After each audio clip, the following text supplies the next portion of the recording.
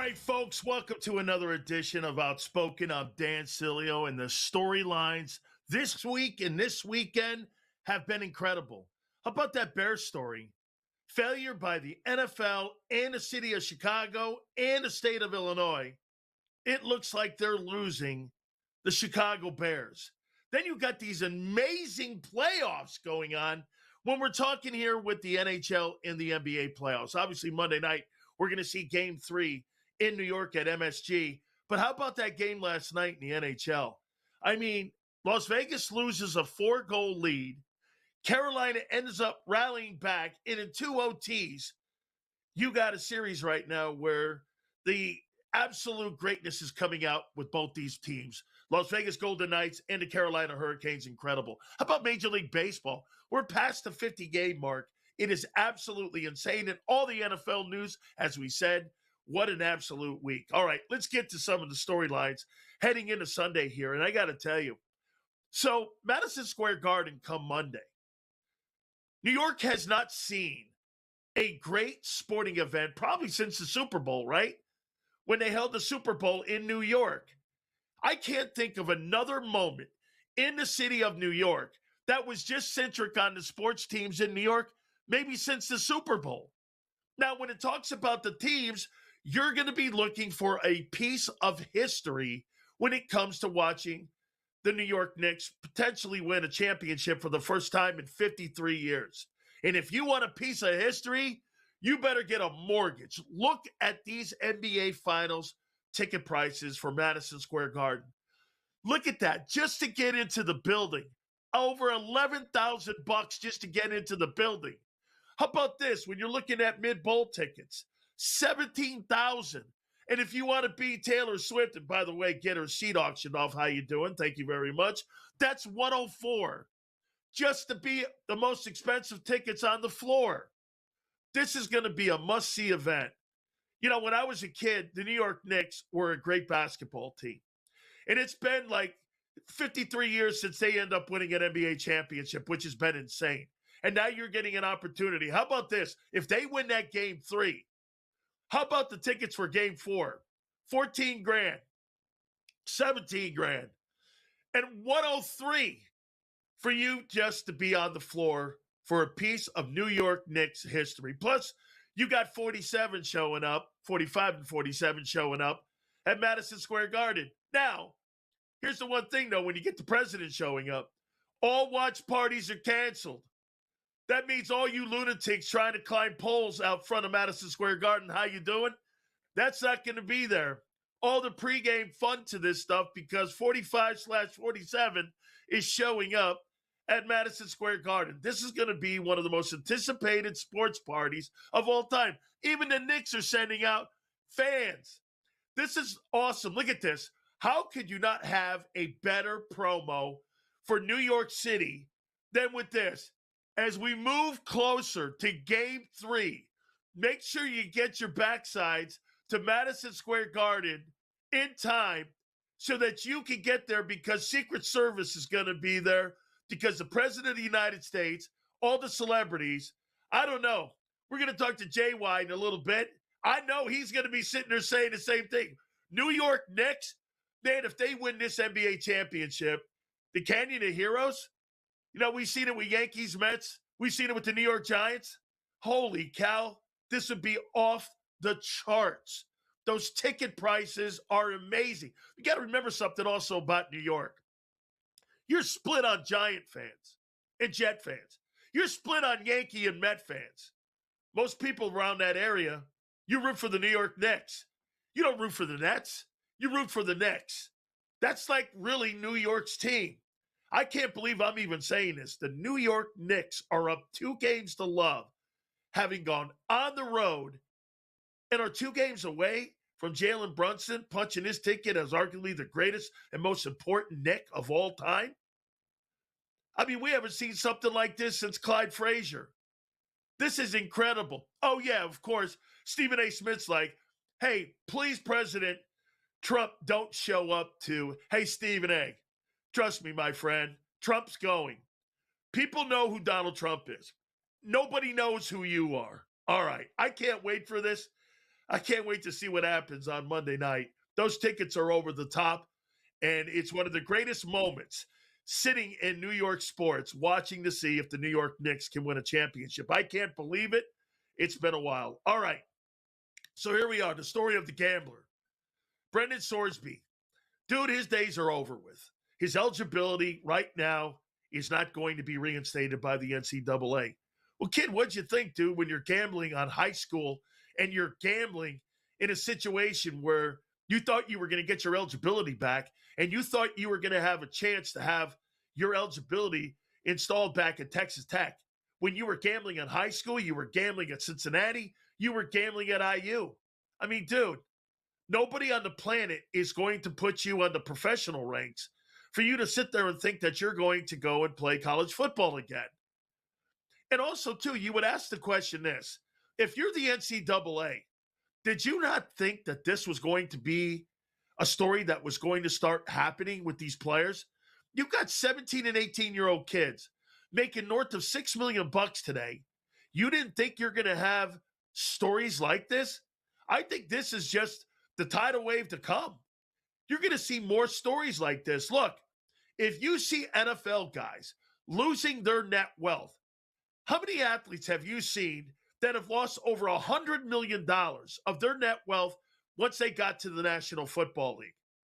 You don't think that this is going to be an issue for players to go forward in college, not to know how to manage money? This is going to be a storyline that's going to start becoming more familiar with college athletes. This is not going to be a one-of. We've seen so many stories where you go from rags to riches and then riches to rags. The National Football League, Major League Baseball, basketball guys, these guys all live at the high. And after a while, when that same paycheck's not coming in, trust me when I tell you, when you're making $35,000, $45,000 a week like I was, and all of a sudden that dries up and you got to jump into the real world, my friends, reality hits. So if you don't think being able to manage your money, and you're a college kid, and you're a guy that's getting all this kind of money to play college football, that this is not going to be a storyline, dude, we're going to see more of this. And Brendan Sorsby, he's destroyed his career. Dude, you could have basically robbed a bank and got yourself back into the NFL or back into college football. Gambling and betting against your team or betting on your team, nobody's going to put you in the National Football League. It's one of the biggest taboos there is gambling. I tell people this all the time when you walk into an NFL locker room. There is a notice right in the middle of the locker room that says this: gambling is prohibited and it will mean an automatic disqualification and suspension for the rest of your life. You will get a lifetime ban on any type of gambling, especially if you're betting on your own football team. And you think you're going to get an opportunity to get your eligibility back? You know, I don't know what a courtroom is going to say to this, because the NCAA has been getting their ass kicked in court. I don't know if a judge would come in there and try to reinstitute the kid's eligibility, because the NCAA really has no teeth any longer when it comes to really players and anything like that. There's no question. But Brendan Sorsby's career, in my opinion, especially on the NFL level, bro, you got a long way to go, man. I think that kid's career is over with. All right. Our great friends at Morgan & Morgan, the number one injury law firm in all of America, for a reason. It is because they win.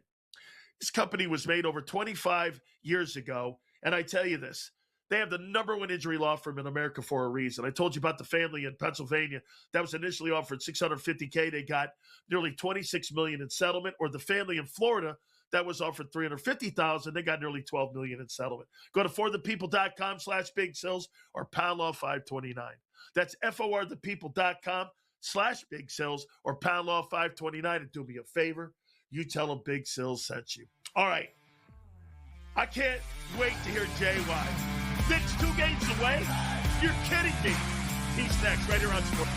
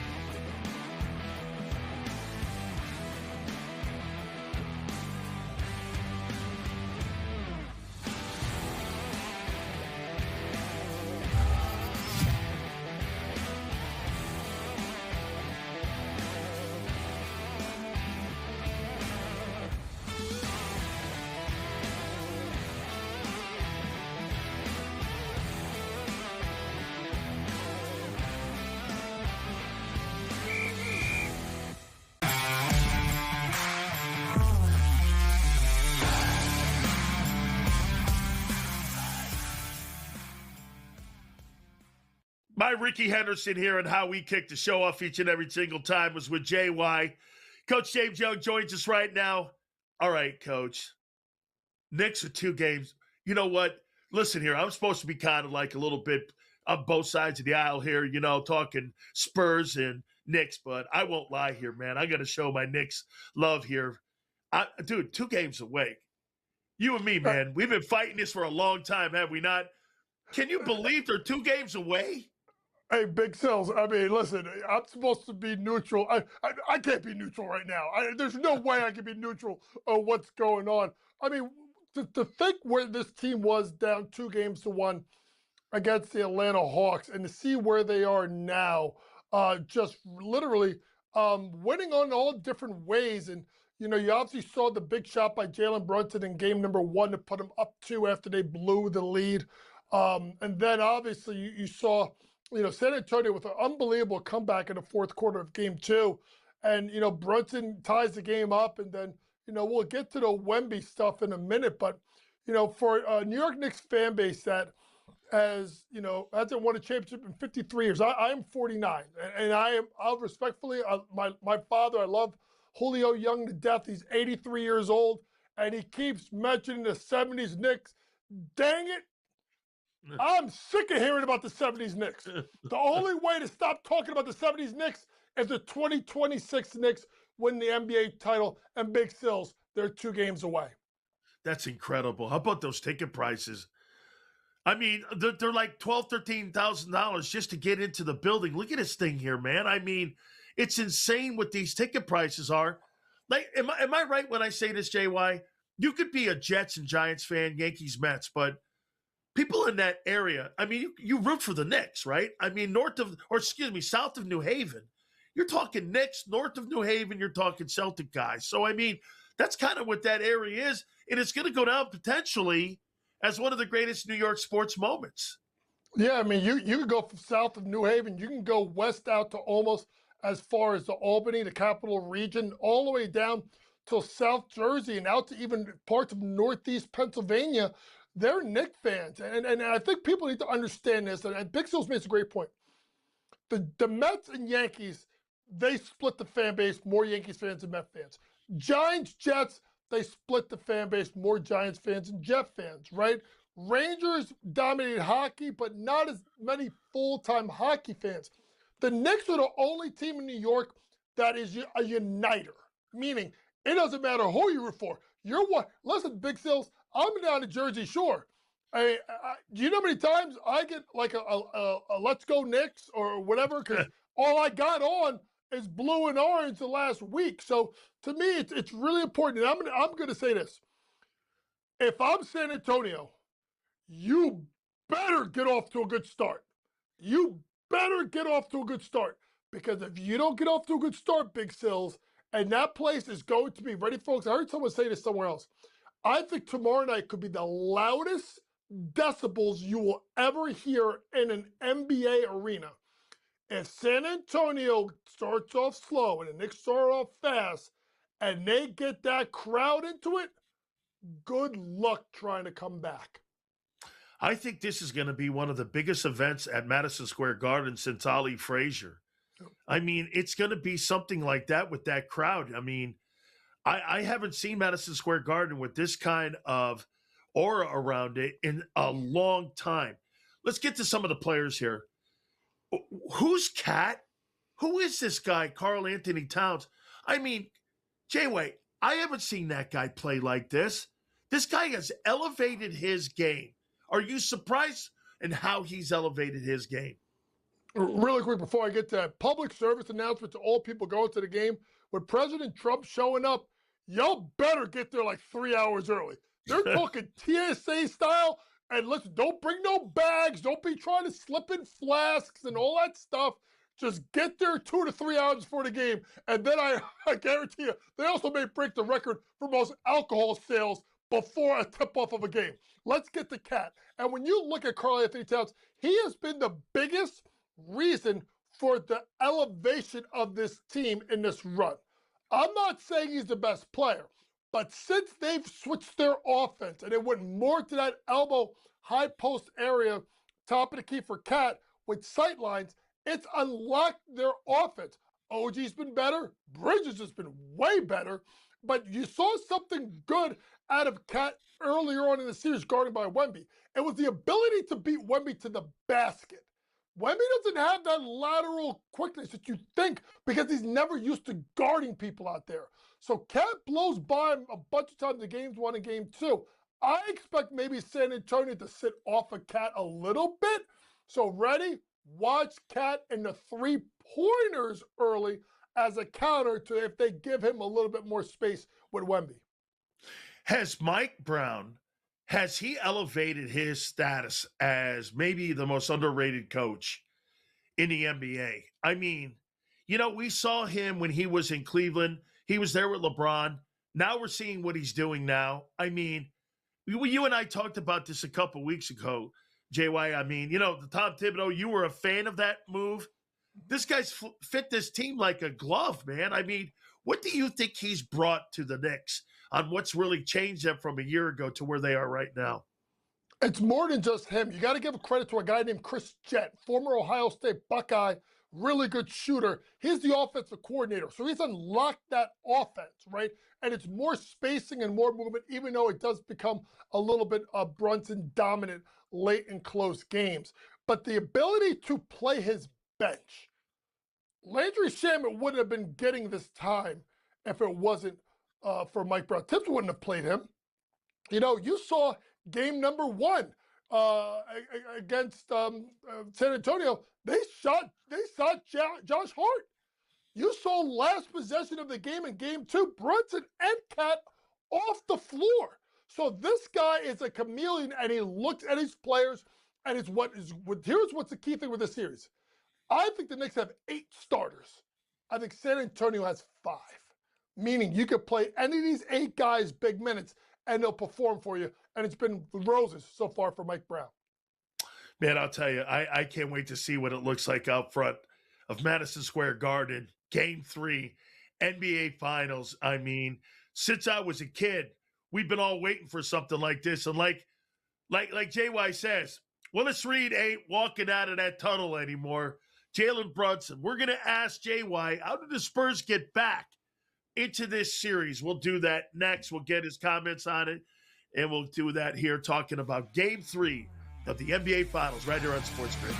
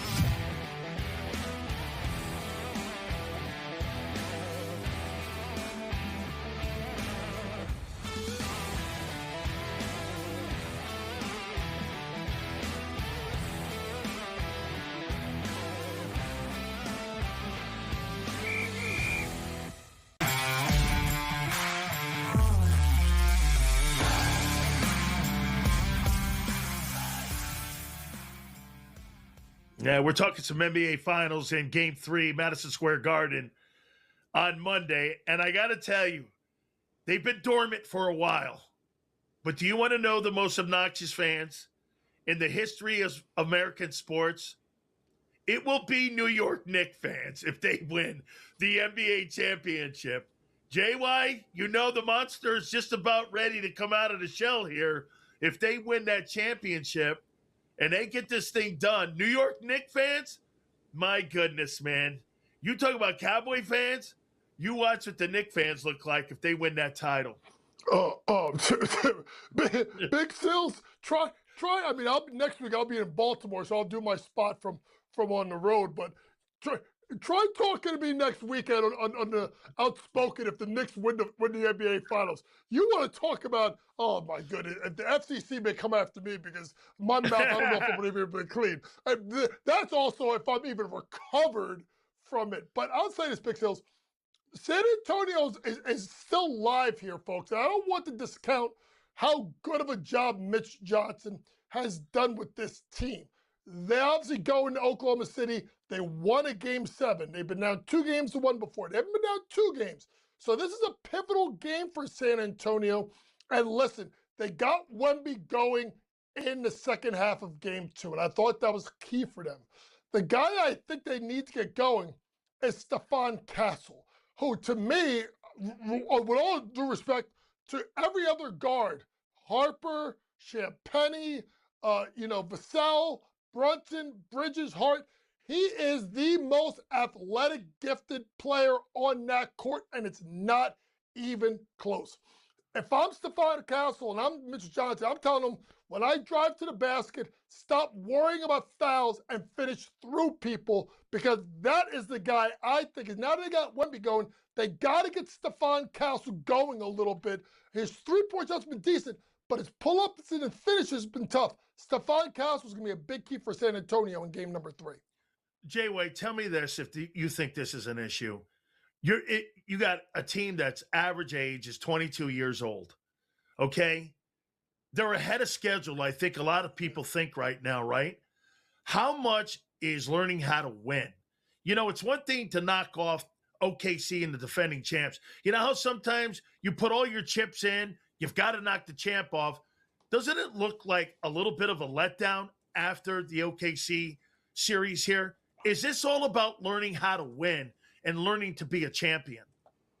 Yeah, I think so, Big Sales. If you really look at it, they celebrated a lot after winning against OKC. If you remember when the Knicks won in Cleveland, I remember Cap putting his arm around Brunson and saying, "We got 4 more. We got 4 more." It's almost more business-like for the Knicks, and I think that is the thing.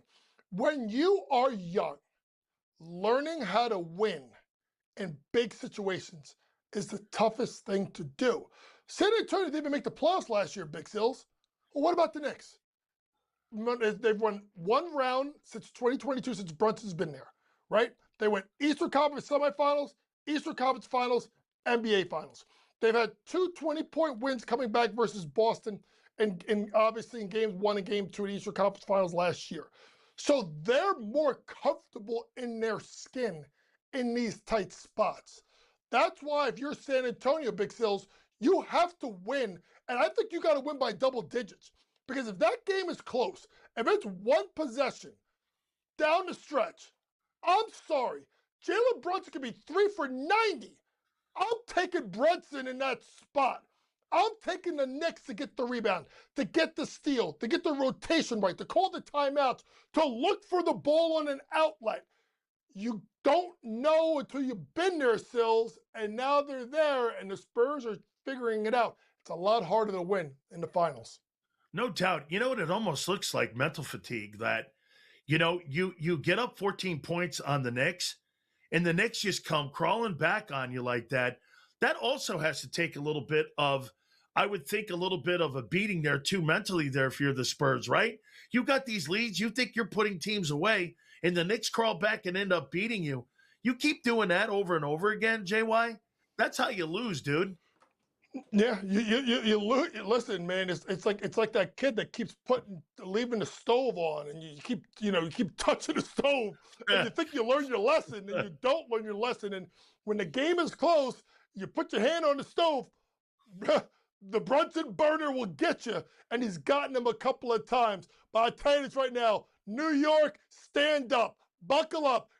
Get your electrolytes, eat your bananas, have your Gatorade, eat your pasta before the game, because it's going to be wild at MSG tomorrow night. Hey, man, can you imagine this one last thing here, though? All of a sudden, Oakley walks out to the floor. He sits down courtside. Everybody's all back and everything's good. That would be good. I can't wait to see this tomorrow. JY, New York Knicks, I'm with you, man. We're going to switch gears. Spencer Tillman, some college football next on Sports Grid.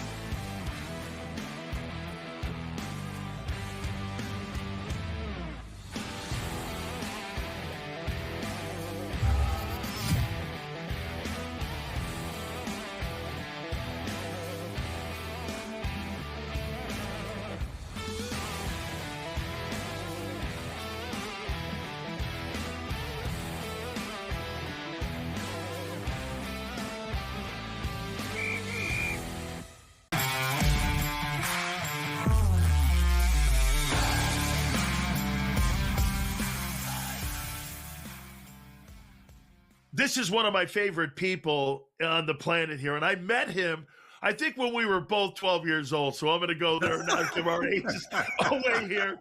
But I met Spencer Tillman on a football field at the Orange Bowl back in the day and down at Memorial Stadium there in Norman, Oklahoma.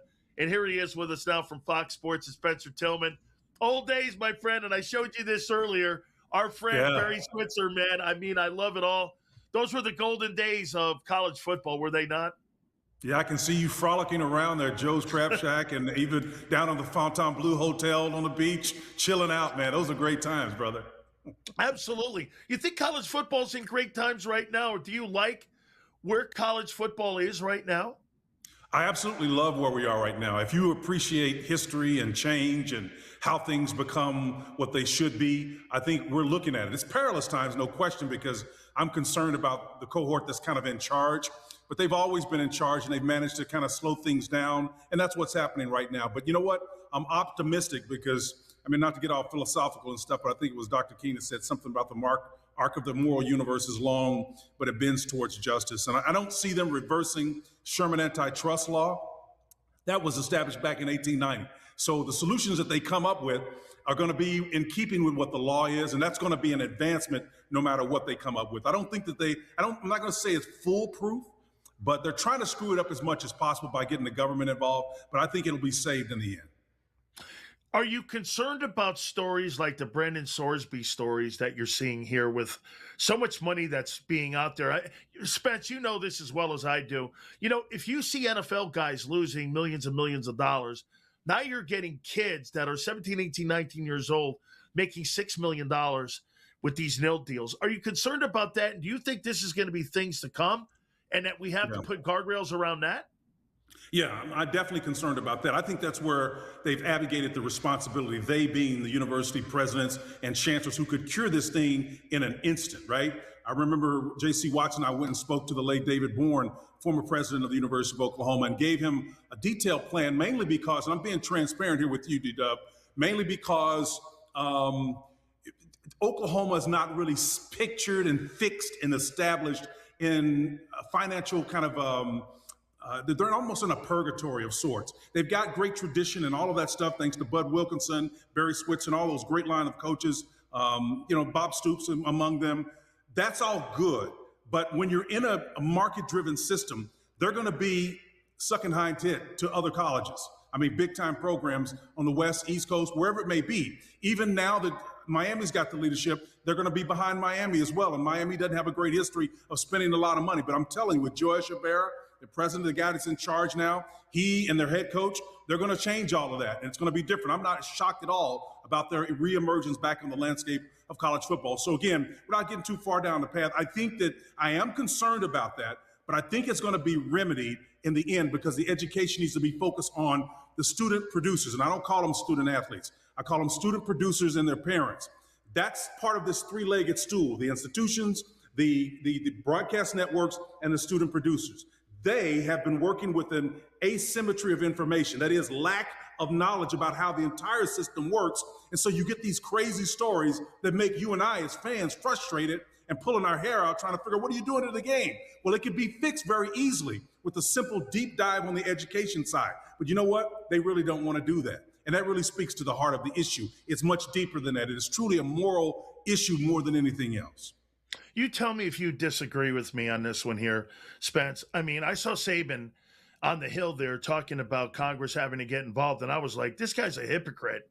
I mean, I think the only reason why he's not coaching college football now is because the NIL has passed him by, and he didn't want to sit there trying to tell kids how much money they could make and could not make. And to sit there and say Congress needs to get involved, a judge is going to fire that down. You tell me what your takeaway was with Saban on the Hill this past week. Well, I was disappointed, number one. I think without being too critical of a coach who's earned his stripes on the field, anytime those players have been responsible for you being where you are and having the voice of credibility that you do, you start to lose it in exponential fashion when you start to spew out stuff like Nick Saban has been doing, and even before him, Dabo Swinney and others who have that other kind of conventional and provincial purview of what the athlete's role is in this whole equation. They have to understand that the coaches and the chancellors and the presidents are the one who wield the most power, who could change this in an instant. And so when I hear Nick Saban saying some of the things that he's saying, I'm disappointed in it. And I think maybe deep down he doesn't feel as radical as he sounds. But the problem is he hadn't worked on his messaging enough to bring a balanced narrative to show where the responsibility rests. And so when I hear him talk, I hear his rhetoric sound more like the olden days, right? Meat on the hoof and all that other stuff, pay for play. Nobody wants to hear that. You and I don't want that kind of thing happening, but it doesn't have to be that way. And it will never return to what it once was. So the question is, what would it look like? Will it be balanced? Will it be fair? Will everyone be educated? Will it be in the bounds of civilization? And what I mean by that is, will it be something that's not archaic? There's no way that it's tenable. And believe me, the NCAA would do this, Dan, if they could. You could make $16 billion per annum and have the people responsible for generating that money absolutely remunerated in no way, getting absolutely nothing. Believe me, they've made that a tenable position. If they had their way right now, that's what they would have in place. That's untenable, and it just doesn't make sense. So we know that. The question is, who's articulating the narrative that unpacks who's responsible, where the revenue flows? No one's talking to either one. And so when you have that asymmetry, the prevailing narrative gets out there, it's Nick Saban. It's the one who's made the credibility on the field as a great producer of wins. People listen to him, but you know what? He absolutely knows nothing about the business aspect of how this works.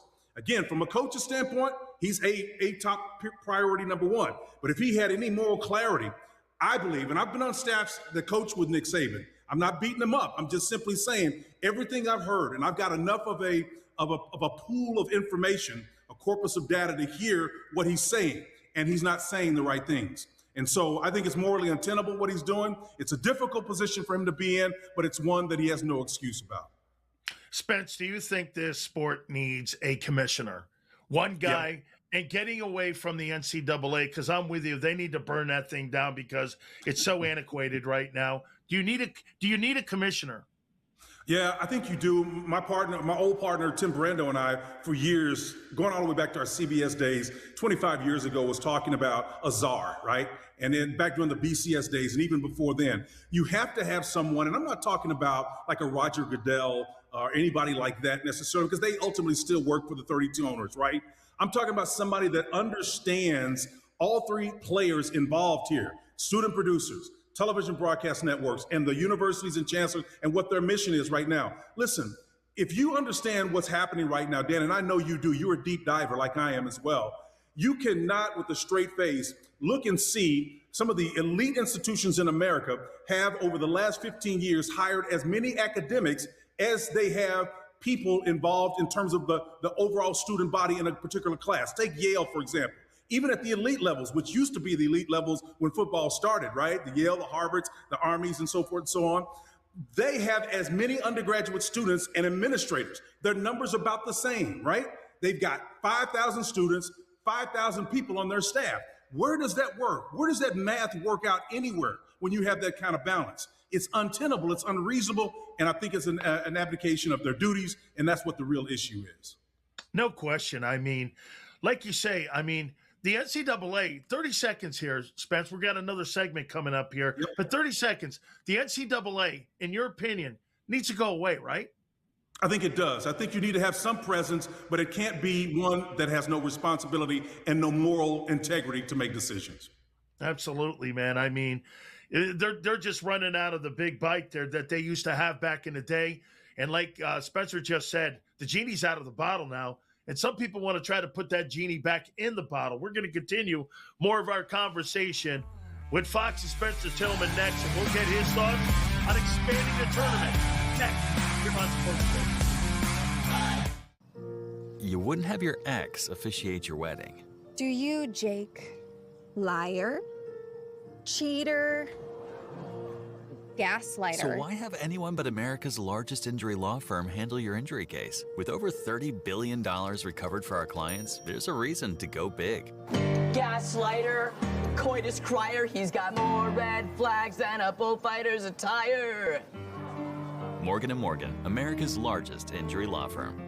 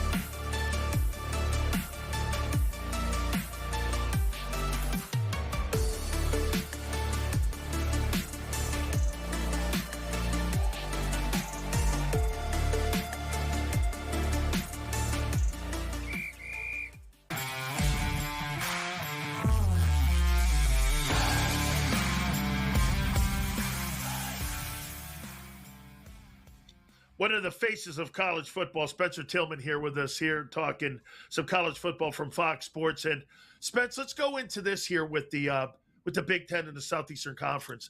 In your opinion, would it be in the best interest of college sports for those teams or for those leagues to merge and be a super conference, or do you think it would hurt the rest of college sports? Well, it definitely would. And when you say hurt the rest of college sports, obviously when you have the revenue generating sports of football and basketball essentially driving the ship, certainly those heretofore referred to as Olympic sports would feel that. No question about it. And that's the dirty little secret that we don't talk about nearly as much. It's not much of a secret, but those sports are being undergirded by the revenue that comes in from football and basketball, mainly football disproportionately. So, it would impact those other sports. But you know what? You got to decide who you are. And that's part of the problem. The NCAA wants its cake and they want to eat it too. They want to be nonprofit. They want to have this moral imperative. There was a time when I remember when they had an oath you used to take before you signed with the National Letter of Intent. All that stuff is fairy tale, man. There is no material difference between how they function and how the NFL functions, right? And it gets closer and closer each year. And I think they need to just peel back the layer, like taking off a Band-Aid, and just say, hey, look, this is who we are, and not be offended. I mean, we see it happening piecemeal with Utah. Going private equity, that may be a bridge too far because they're a public institution. Once again, I come back to the presidents and chancellors. What a dumb move that is. How far do you think that that's going to last when you have private equity cutting as many people as they've cut from that program in terms of employees, and you're a public institution? You're taking government money, but yet you're managing one other aspect of your business unless you roll that totally off and said, hey, look, that is a for-profit enterprise, kind of like Michigan did its health facilities, its hospital, and that's possible, but this is football. It's not hospital, not an altruistic thing like medicine or something like that. It's different. We need to pull away the veneer, call football what it is. It's a revenue-generating sport with participants in it that should earn wages commensurate with what their value is. Doesn't have to be NFL kind of money, no. But it has to be more than we've historically acknowledged it, and we're there now. It just can't have all this rancor attached to it, which you hear with people like Dabo Swinney and Nick Saban of the world. And that can't exist. These guys are worthy of their hire. There's an old principle that says you don't muzzle the ox, man, and that's what they're still wanting to do. Here's my problem with the college football playoff. This is an ESPN event. Yeah. And if you've got broadcast rights, Spence, and you've got broadcast obligations to, say, the ACC or the SEC, how are you not influenced by that when you've got shareholders and people that you've got to deal with when you're talking about picking teams for a 12-team tournament? I mean, shouldn't it be an outside source or entity that picks these teams? Because I don't know how you're not influenced by that. Yeah, you got to be influenced, and this is not a value judgment. I'll say this real quickly. Look at what's happening in our old network at CBS on the network level. I mean, I don't need to say anything more than what's happening there with venerable institutions all of a sudden disappearing. That's not happening because someone's making financial decisions. That is politics at play, right? And whether you like it, you just think it's justified or not, we know that politics are part of this whole situation. I think ultimately, if you're trying to expand to say 24 or something like that, you cannot do that with a straight face, or you're looking purely at what is going to benefit you from on the football side. Yeah, the networks want all the inventory, but the bottom line is how those students are going to get even more time out of class and be away from situations where they need to be in school. You're crying, as Nick Saban is, about it used to be about education. Okay, you're going to expand to 24. You're going to take them out another additional 2 or 3 weeks out of school even more. So it's even less about education. So again, every constituency has its value construct.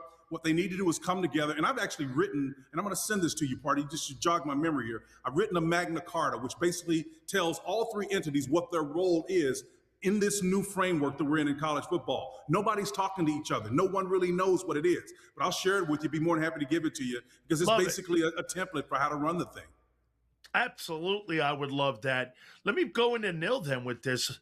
Obviously, I'm a fan of NIL, and I think this should have been done. And you know what, Spence? If they would have been doing this during our time and maybe even before our time, they wouldn't be in the position that they were in. I always believed that, hey, back in our day, give a freshman $100 for a week, give a sophomore $200 a week. You wouldn't be in this position. Right. So I'm all for nil. Are you for nil? Absolutely. I'm absolutely for it. And again, I love the fact that even though it's $100, as you mentioned, you're at least introducing the notion of consideration for something that's traded. The value construct can change over time. As you make more money, again, don't muzzle the ox. The metaphor makes it plain. If they're treading for you out there, let them eat every once in a while, right? You got to do that and don't ignore that fact. So I'm on board with what you're saying there. I think it's like anything else, it's slow to change. It's like that big aircraft carrier that takes about 1.5 miles to turn that thing all the way around. It's not an easy pivot, right? But you've got to at least introduce a culture that recognizes who these athletes are and have been. I mean, when you look at it, Sherman antitrust law was created in 1890. There has never been a point in time in the 120 plus years that the NCAA has been in existence where they've actually been legal. We've just never questioned it until Neil Gorsuch and those guys got together and in a 9-0 decision flipped everything around. And so, again, how it got this far is really amazing. It really is. Transfer portal, do there need to be guardrails on that, or are you okay with what they're doing? Yeah, but it's hard to defend that when you, again, had this skirmishing going on about the revenue. You don't even want them to make any money. But yet every president, every chancellor, if someone gave them an opportunity to go to, let's say, McNeese to Pepperdine, well, who's not going to make that jump, right? Well, then nobody's going to tell that president he can't make that jump if he gets that opportunity. So why would you want to control an athlete that gets the same thing unless you have a relationship with them that's not fair and just? If the president, the chancellor, and someone else can move, or the academic counselor or the professor can move with impunity from one institution to the other, I don't know how you look a person in the with a straight face and say, no, you're not going to be able to shift. Otherwise, the disincentive is you have to sit out a year if you do. I don't understand it. 30 seconds here. Yep. The job that Signetti did at Indiana is amazing. Yep. There's the template for everything, right? He did what Bud Wilkinson did inadvertently back in the 50s. It was the war, Korean War, that created this, right? All of a sudden you got 23, 24, 25-year-olds on your squad.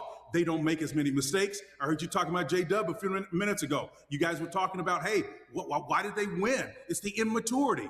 Older players don't make many mistakes. That's the reason why they won, and smart teams will have the same thing. You already see it playing out in recruiting. Boy, I'll tell you what, Spence, I can't wait for the college football season. Don't forget to catch my friend on Fox Sports. I love you very much, Spence. Thank you so much for doing this. Hope you can do it again, man. Thank you so much.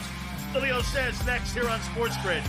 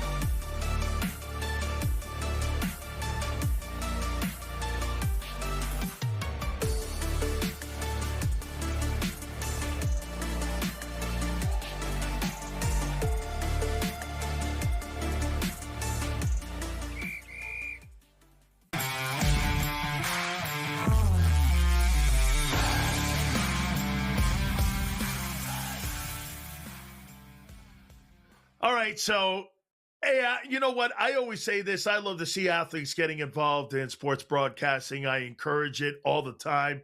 When guys want to go into broadcasting, I get guys asking me all the time, Dan, how'd you get involved in it? And it's quite a journey on how you get involved. Well, maybe the most disliked human being in the history of pro football is now going to CBS, and his name is Russell Wilson. You're going to have to explain this to me on where CBS gets and where, again, CBS thought that this was in the best interest to put one of the most disliked human beings in the history of the National Football League on the tube. He wasn't liked in Seattle, and he clearly was not liked when he was in Denver, and he was clearly not liked when he was with the New York Giants. I'm trying to figure out where CBS saw where America would relate to this guy when he's never really related to anybody that he's ever played with. This has all been about Russell Wilson. He's not really a guy who is a guy that really translated with his teammates. His teammates constantly talk about it's Russ's way or no way. The teammates in Seattle complained about him. And then the people in Denver even said he had an office. He didn't really like to be around his teammates. He didn't really like to engage with his teammates.